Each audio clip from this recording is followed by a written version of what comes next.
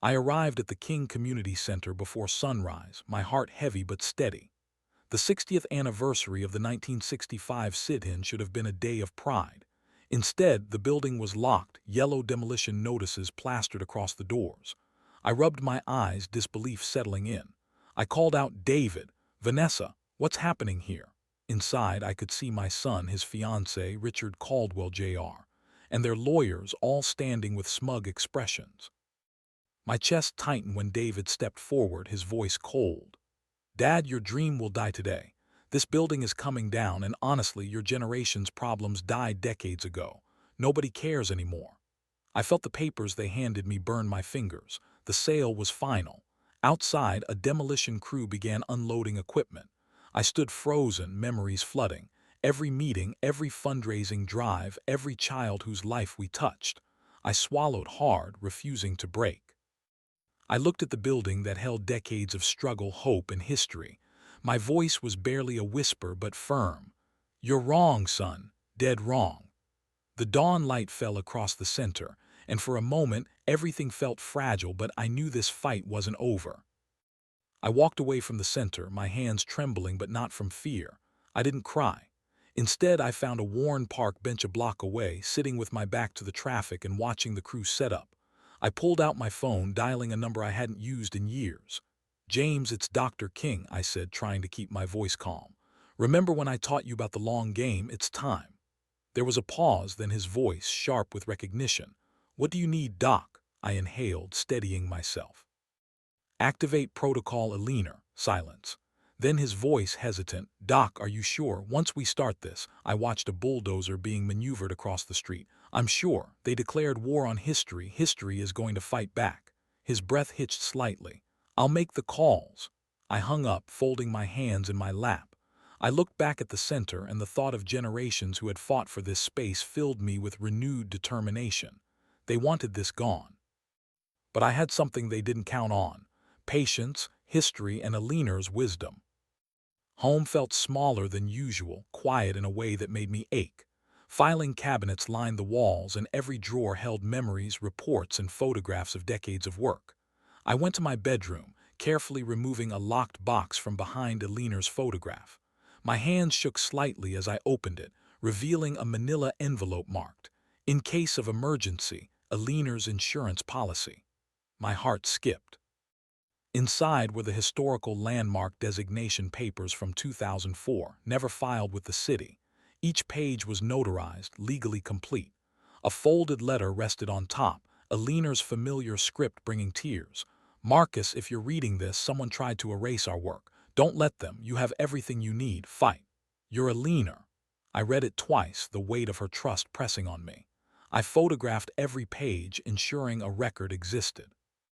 Then I typed a brief message to James. "File these tomorrow morning, every agency." I paused, breathing deeply. The knowledge that Eleanor had foreseen a day like this gave me strength. Her words weren't just a warning, they were a map, and I intended to follow it. Tonight, history would not die. I couldn't stay at home.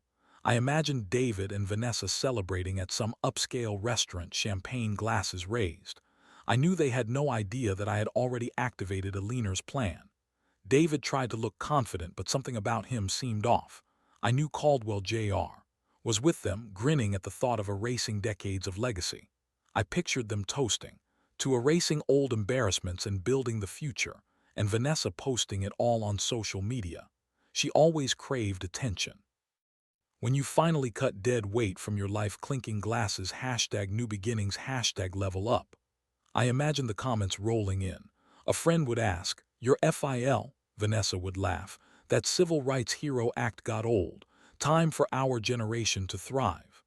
David's face probably twisted when he saw the comment, telling her to delete it. And she didn't. She was too proud, too blinded by short-term gain. Meanwhile, a mysterious text likely buzzed in David's pocket. "Demolition is scheduled for Monday. Enjoy your weekend." I leaned back in my chair, closing my eyes. They thought they had won. They had no idea the fight had just begun. By Saturday morning, the neighborhood was buzzing. Word had spread like wildfire. Former students, activists, and neighbors gathered outside the King Community Center. Miss Sarah Johnson, now 82, arrived with her walker, her face set, and took a seat on the steps, refusing to move.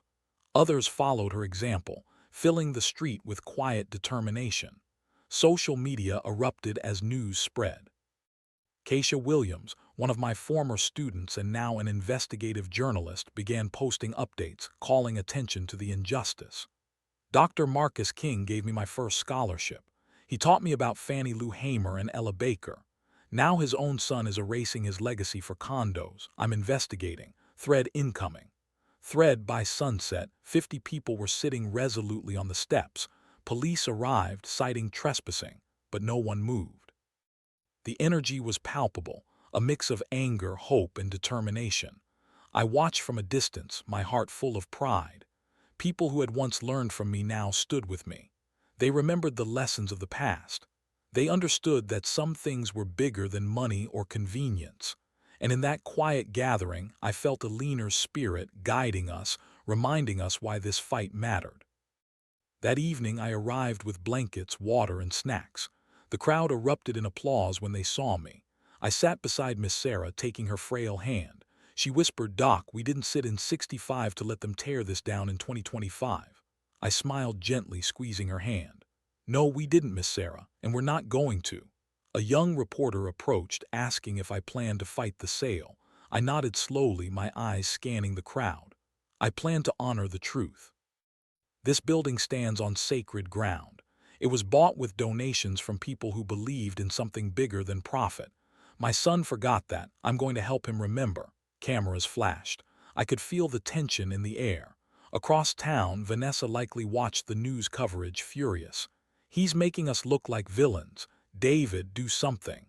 I knew the fight would become personal for her. But I also knew the truth had power, and this community, these people, had more courage than any demolition crew. Tonight, the King Center would stand, not because of my strength alone, but because of all of ours together. Monday arrived with a chill in the air. At 6 a.m., the demolition crew showed up, expecting easy work. The steps were filled with people, cameras flashing. The foreman received a call, his expression turning pale. All permits had been suspended. James Whitfield had filed the historical landmark designation along with emergency injunctions. David's phone rang incessantly. The voice on the other end shouted, "Your father filed landmark papers. Why didn't you know about this?" David's face went white. "That's impossible. He couldn't have," the lawyer replied. "Well, he did, in 2004. And they're valid. The sale is frozen." Vanessa exploded, packing, furious. "Your father sabotaged us. Sue him, get him for fraud." I stood across the street, calm. When David finally called me, his voice shaky, I answered evenly. "What did you do?" he stammered, terrified. I simply said, "I protected what was never yours to sell, son." The bulldozer remained still, the crowd cheered quietly, and for the first time I saw David's confidence falter. The fight had just begun, but the building, our legacy, was safe, at least for now. James's team began reviewing the documents David used to authorize the sale. A paralegal, Monica Chen, noticed a signature that looked off, slightly different from mine. She called James, and together they compared it to my verified signature. James's phone rang immediately, and I answered. "Doc, did you sign a waiver allowing David to sell despite the preservation clause?" I felt anger rising, but I stayed calm. "Absolutely not. I never signed anything like that." James's voice hardened. "Then we have a bigger problem. Someone forged your signature. That's a felony." My stomach dropped. All this time, someone had been plotting, manipulating, erasing history. James assured me he would file a criminal complaint with the district attorney. David didn't know yet, but soon he would. I sank into a chair, thinking of the betrayal and the lessons I had taught. Justice would come, not tomorrow, not next week, but soon, and history would remember. Vanessa's world started unraveling on social media. Keisha Williams published the first article, "How a Son Sold His Father's Civil Rights Legacy for Luxury Condos." Within hours, it went viral. People dug up Vanessa's old posts mocking civil rights work. Screenshots circulated. One from 2023 showed her at a charity gala, complaining, "Stuck at hubby's dad's civil rights dinner, face with rolling eyes. Can we please move on from the 1960s?" HASAHTAG exhausting. The backlash was immediate. Her employer, a PR firm, called her in. She tried to defend herself. It was taken out of context. Her boss remained unmoved. You mocked civil rights publicly. You're suspended pending review. I watched this unfold with a mixture of sadness and grim satisfaction. She had underestimated the power of history and truth. At home, Vanessa screamed at David, "This is your father's fault. He's destroying our lives." David, for the first time, seemed powerless. The arrogance that had guided them both was crumbling. The weight of their choices was finally hitting. From his assisted living facility, Richard Caldwell, SR, saw the news coverage and froze. He recognized the center instantly. It was where he had been arrested in 1965 during the sit-in. That day had changed his life, his view of courage, and inspired him to fight for integration. He could not believe his own son was trying to tear it down. He dialed Junior, voice trembling with rage. "You're tearing down the King Center, the place where I learned what courage meant, where Marcus and Eleanor taught a generation of kids their history." Junior's dismissive tone made Caldwell, SR, bristle. "Dad, that was 60 years ago. Nobody cares." "I care," Senior snapped. "And you will not use our family money to erase that history. I'm calling my lawyer." Then he reached out to me directly, offering assistance. My heart lifted. Allies appeared where we had thought none existed. I knew the road ahead would be long. But now, with history, community, and unexpected support, I felt the first sparks of hope in this battle to preserve a dream. James's team brought in a forensic accountant to audit the King Center's endowment. The numbers made my stomach twist. Over the past 6 years, $240,000 had been withdrawn, all authorized by David. The transfers went to an LLC he and Vanessa controlled. Administrative fees and property management services, neither ever performed. I sat in my study, staring at the spreadsheets, disbelief and sorrow mixing. James's voice broke the silence. "DACA, this is embezzlement." Federal charges. My chest tightened. I thought of every child, every program that had been cut or delayed because of this. "Do what needs to be done, James. Justice doesn't stop at family." I closed my eyes. My son had betrayed not just me, but the community, the legacy Eleanor and I had built. I breathed deeply, willing myself to stay calm. Federal investigators would act and the law would intervene. I thought of Eleanor, her faith in history and justice. She would have urged me to act. And so I did. The fight for truth wasn't personal anymore. It was about protecting the generations who came after. I would see this through, no matter how painful. An emergency city council meeting was called. Councilwoman Diane Foster, once my student, organized it. The chamber overflowed with community members, activists, and media. I sat quietly in the front row, my heart steady. David and Caldwell's legal team entered, confident. Diane presented the historical designation, the forged documents, and evidence of embezzlement. Caldwell's lawyer objected. "This is private property." An elderly black councilman interrupted, voice sharp. "That building was purchased with donations from our community. It ain't private."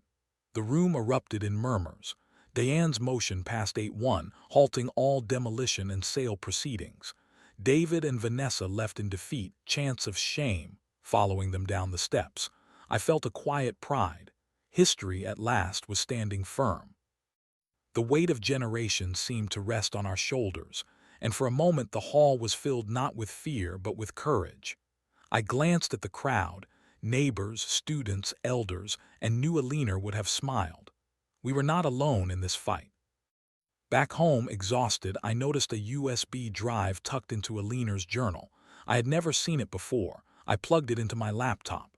Her face appeared, recorded weeks before she died. "Marcus," she said, her voice steady, "David has done something terrible. Inside my jewelry box is another envelope. Use it. Fight for what we built." Tears blurred my vision.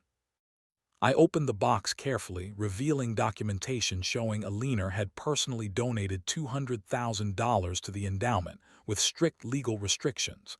David's withdrawals violated those restrictions. I held her photo to my chest, whispering, "I hear you, Eleanor, I hear you." Her faith in me and the cause burned bright. I felt a renewed sense of duty. This wasn't just about legalities or money.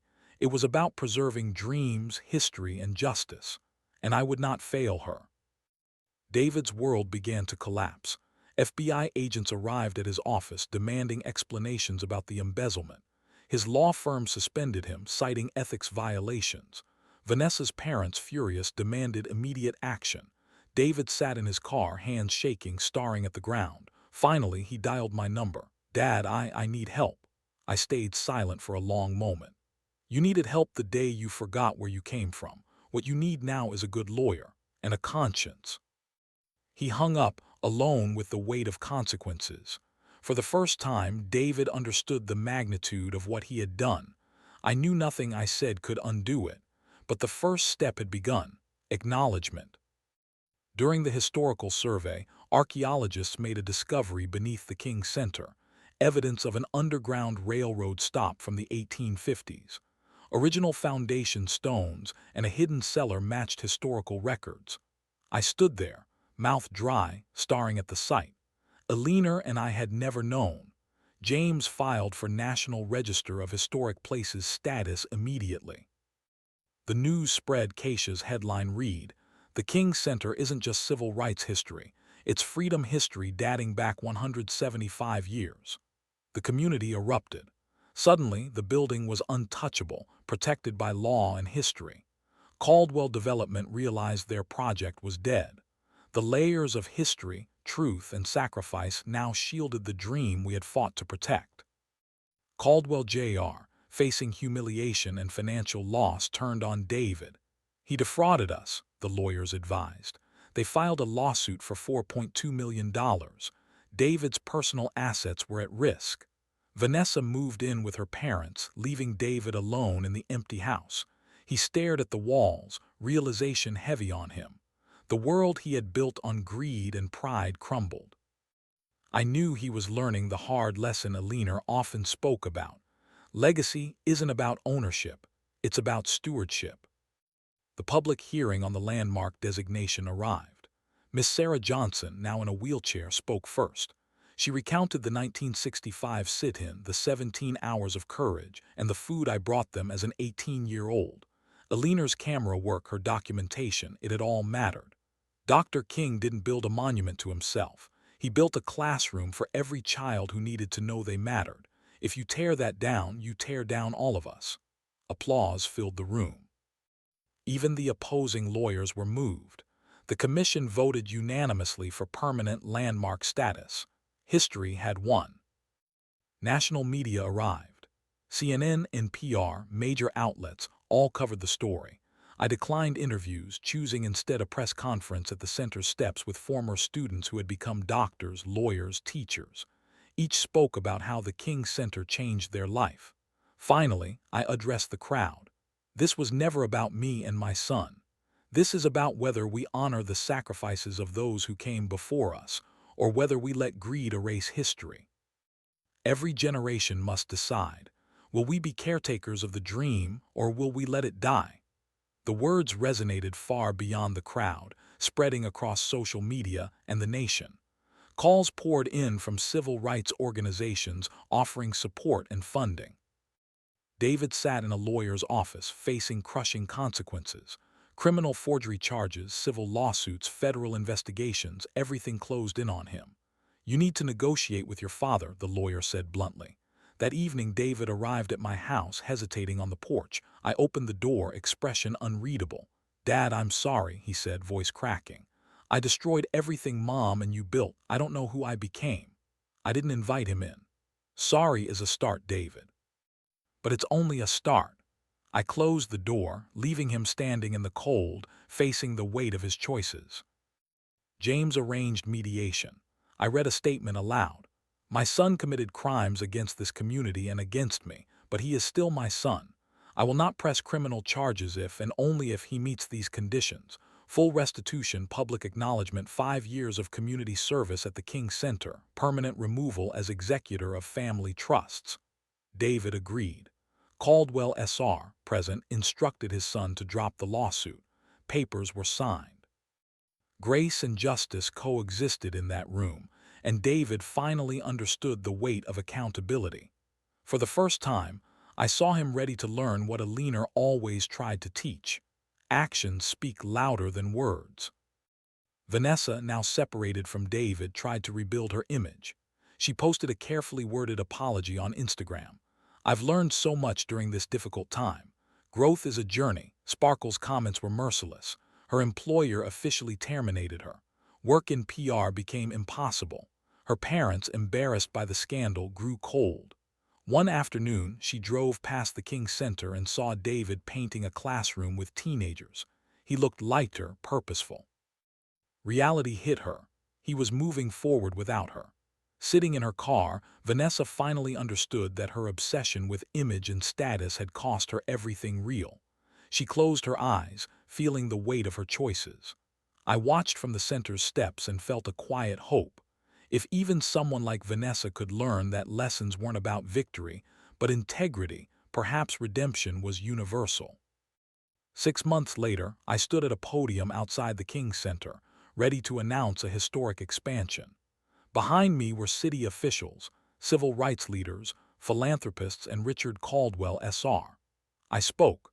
"Thanks to grants from the National Endowment for the Humanities, the Ford Foundation, and generous donations, the King Center will expand into the Eleanor and Marcus King Institute for Civil Rights Education." The new facility would preserve the Underground Railroad cellar archives and offer free programming. Funding, $12 million secured. I paused, thinking of Eleanor. Her voice echoed in my mind. "A dream doesn't die because someone tries to kill it. It dies only when we stop fighting."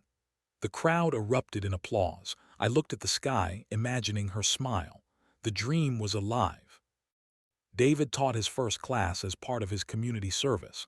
High school students, skeptical and curious, listened as he introduced himself. "I almost destroyed everything you see here. My father, Dr. Marcus King, is my father. I forgot why this mattered." He recounted his greed, betrayal, and mistakes. Silence filled the room. Then a young black girl raised her hand. "Why are you telling us this?" David's voice softened. "Because forgetting history doesn't just hurt the past.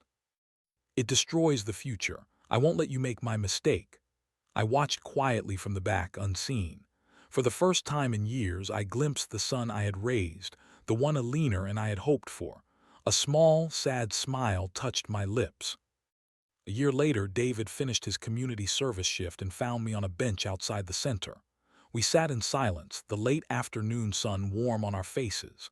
"Dad, I remember now," he said quietly. "I remember why you and Mom did this." I nodded. "Your mother would have been proud," he asked, hesitating. "Would she have forgiven me?" I considered, then answered. "Eleanor believed in second chances, but she also believed actions matter more than words. You're doing the work, that counts." "Do you forgive me?" he asked. I looked at him steadily. "I'm learning to. Forgiveness isn't a moment, it's a lifetime of proving you've changed."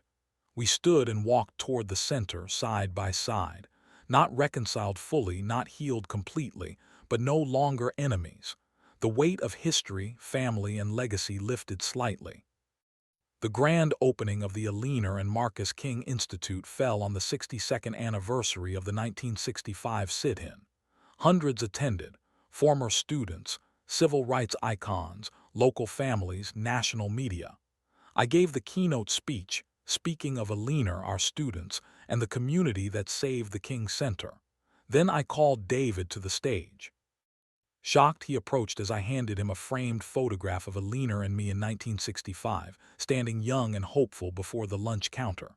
"This," I said, "is where your mother and I learned that love is action, not sentiment. Justice requires sacrifice. Legacy is built by what we protect, not what we profit from. I give this to you so you can teach your children. A dream belongs to everyone willing to fight for it." David embraced me, tears flowing. The audience rose. I looked out at the building, the crowd, and whispered Eleanor's words. "The dream doesn't die, it echoes across generations."